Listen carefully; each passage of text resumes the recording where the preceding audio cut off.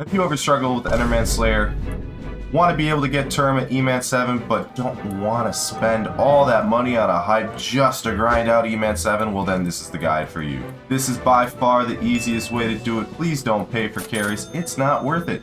Just don't do it. Instead, let Yadi guide you through how to get E-Man 7. Real quick, one thing I want to add before we get into the rest of the video, please make sure to scroll down and subscribe. We are going for 30K and the YouTube rank, and every subscription helps me out immensely. I will also be live at twitch.tv/theogyadi as this video goes live. So if you have any questions, make sure to check me out there. So first of all, basically what I did was I tried to match my setup to what I think most of you guys would have. Now, most of you guys aren't going to have max skills, so that's one thing to take into account, especially Combat 60, and most of you guys aren't going to have this many kills on your Final Destination gear. But other than that, everything that I've been using is 100% achievable by most players, especially if you take my advice and grind out a couple bill net worth before even trying to do this. That's going to make it a lot easier. So going over gear, I have Ancient Final Destination. Now I have Cat of 50, so I do get a nice bonus from that. It has Hot Potato Bucks, it has Fumings. A couple pieces have Legion. I'd probably just recommend getting Wisdom on all of them. I just wanted to, back to like 2 years ago when I did E-Man 9, I wanted to speed it up, so I put Legion on it, but it wasn't even Legion 5. I don't know what I was doing. As well as I have a ton of kills on this, as you can see, 60k, 75k, 60k, 60k. Try to shoot for around 25k kills. Obviously, the more the merrier, and as you do it, you'll get better and better and better. But 25k kills should be relatively easy to start with. And as for equipment, I didn't do anything special. I just did Strength and Ender Necklace. If you need more defense, you can throw Fortitude on it, which costs like 2 mil from Bazaar. I just didn't do it because I figured Strengthen was cheaper, and it doubles your stats anyway, and Strengthen gives a little bit of strength and a little bit of defense. In terms of my hotbar, I have a Duplex 1 Juju. Why it's a Duplex 1? Because instead of using summons, I prefer to use explosive arrows. Now, this might slow down your bosses a little bit. It probably would be better to use summons, so you probably want either a summoning ring, but preferably a Reaper Scythe, and then just go into M3 and get like tank zombie kills for it. Or you can buy a Reaper Scythe that way if you would really like.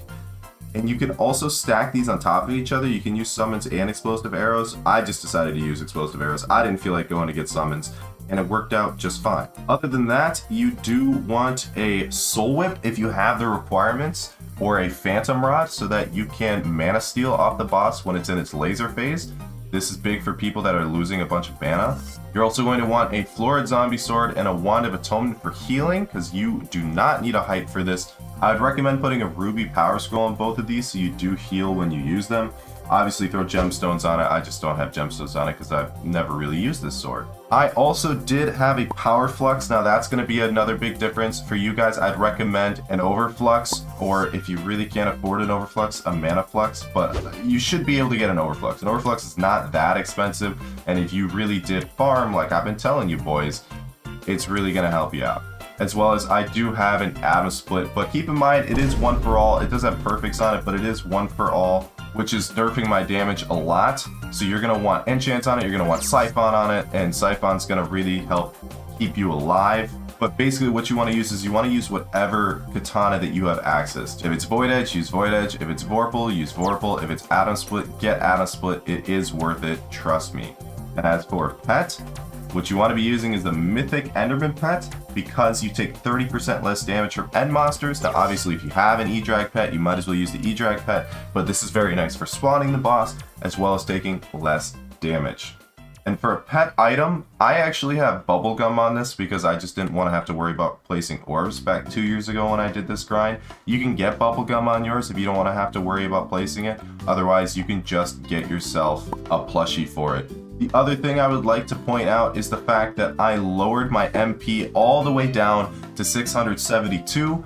I believe you guys should have somewhere around 650 MP. You could probably do it with less, you would just need more kills. But keep in mind, I also did take out specially my Ender Relic, so I was able to do this without an Ender Relic. Now I'd still recommend buying one. It's going to make it so much easier. I did it without a Vampire Dentist Relic, which is going to increase health regen. I did it without my Blood Donor Artifact, which is going to increase mana regen. But most importantly, what you need and what you should be using is you need to get yourself a Soul Flow battery, Whatever tier you have, you want to turn it on so that you are getting overflow mana.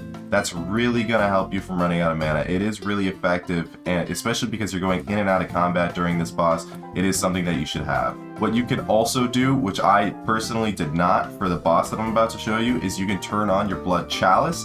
It'll chew through your soul flow, but you'll get bonus ferocity, which is going to help you do bosses faster. So remember, it's never going to be a perfect comparison of my stats to yours. I tried to make it as close as possible. You might be dealing a little bit less damage, you might be dealing a little bit more damage. Just make sure that your katana is truly built, and also make sure you are using your soul flow. Be shifting during the boss for the full set bonus. That's the whole point of wearing the full set, other than having bonus defense, as well as constantly popping your Adam's Foot ability. So with that, let's look at the boss I just did. So before I spawn the boss, I make sure I place my plasma. That way I don't have to burn mana while I'm actively fighting the boss, and I'll regen a little bit before I spawn it. I immediately realized that I don't have explosive arrows equipped with my arrow swapper. This isn't something you guys are going to have to worry about. I just thought it was kind of funny, so I'm leaving it in. But as soon as I get it swapped in, then I can start chunking down Voigum Seraph with my explosive arrows. This does feel a little slow. Summons might be a little bit better. I'm not positive. I just didn't want to have to go into M3 and get summons for my Reaper Scythe. And as you get low, make sure you're just popping Wand of Atonement. Make sure you're not letting this thing get close and hit you. Don't try to hit it as well, because you are going to just get shredded because it builds up bonus damage. In this phase, you just start chunking it down. Make sure you're constantly shifting, constantly popping your Atom Split ability. It goes into this phase, pop a Wand of Atonement, pop a Florid Zombie Sword, use your Soul Whip to heal. It doesn't look like I'm throwing my Soul Whip, but I just have particles turned off. And every time that you start to get about half, you want to back off and pop your Wand of Atonement and your Florid Zombie Sword. Goes back into hits phase. This one melted a lot faster. I'm not sure why my Juju was shooting better in this phase versus other phases, but I guess it was.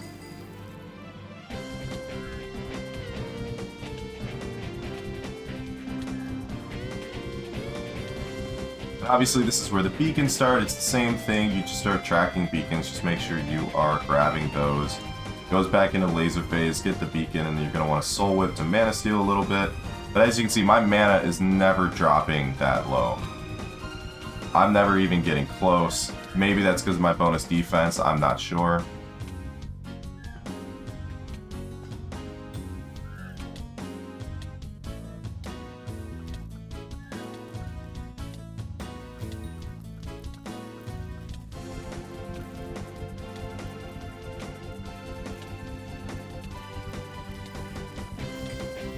And heading into this last phase, heads are going to start appearing. The only thing you want to do is you just want to line up your boss with where you're looking at the head. Keep hitting him while also taking out those heads. If you don't, they're going to compound your damage and end up killing you very, very quickly.